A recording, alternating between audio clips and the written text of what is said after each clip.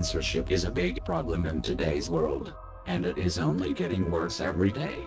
As people turn toward the internet for their news and education, government and media censorship has increasingly expanded to the internet, especially social media.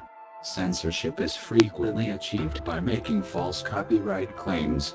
In the past, Anonymous exposed Jacques Fresco's resource-based economy scam, and his con artist allied Peter Joseph Merola.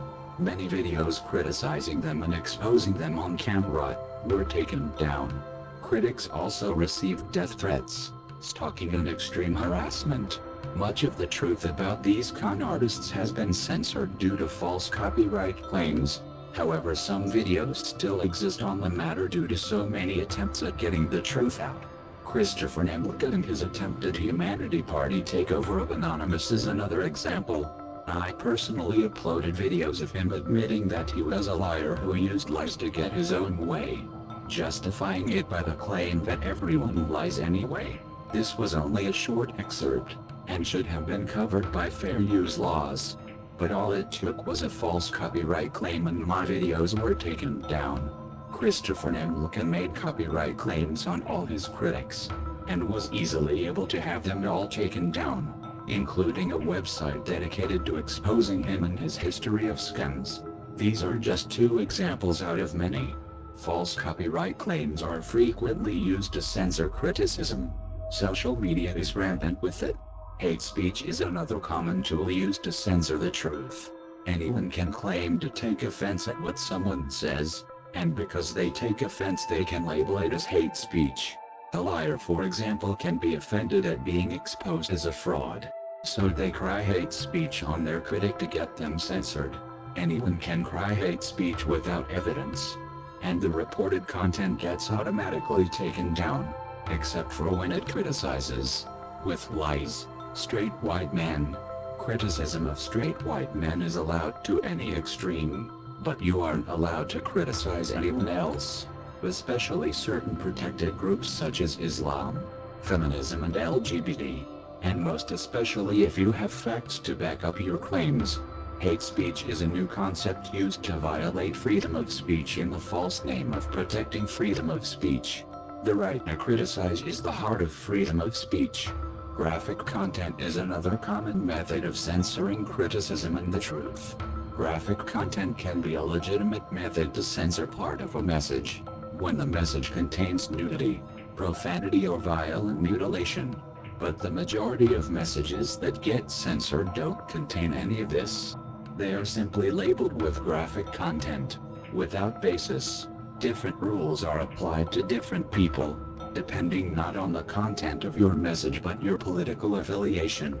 A woman was so upset about having her YouTube exercise video falsely censored for containing sexual content, that she snapped and went on a shooting rampage at YouTube. Another common example of censorship is to label something as being unsafe for the community. This is a deliberately vague term that can mean anything you want it to mean. In the example of Diamond and Silk, Facebook censored them for being unsafe for the community simply because they were two black women who supported Donald Trump, going against the narrative. This example is one out of many.